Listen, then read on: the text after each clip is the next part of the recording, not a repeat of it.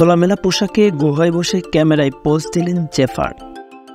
সঙ্গীত শিল্পী থেকে অভিনেত্রী হয়েছেন জেফার রহমান, তবে তাকে গায়িকা হিসেবে বেশি পছন্দ করেন দর্শক। তার ফ্যাশন চলাফেরা তরুণদের আকৃষ্ট করে, আবার সমালোচনার জোয়ারে ভাসতেও দেখা যায় এই গায়িকাকে। এবার তিনি ধরা দিলেন ভিন্ন এক লোকে।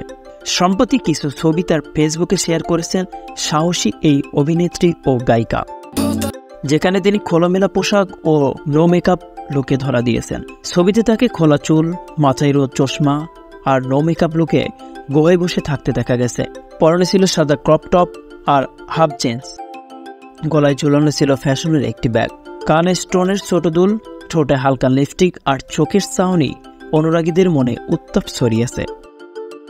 পোস্টের কমেন্ট বক্সে ভক্তরা জেফারের রূপের প্রশংসার পাশাপাশি কটাক্ষ করেছেন। উল্লেখ্য, গায়িকা হিসেবে জনপ্রিয় জেফার রহমান, তবে তিনি এখন অভিনেত্রীও বটে। গান থেকে অভিনয় শিল্পী, এই দুই খাতেই পরিচিতি এবং জনপ্রিয় একমুখ জেফার।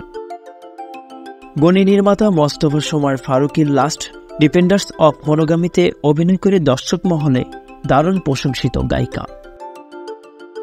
তবে জেফারকে নিয়ে ট্রলও কম হয় না। তার অভিনয়, সাজ পোশাক, শাড়ি পরা থেকে শুরু করে হালের নতুন গান স্পাইসি সবখানেই রয়েছে ট্রল।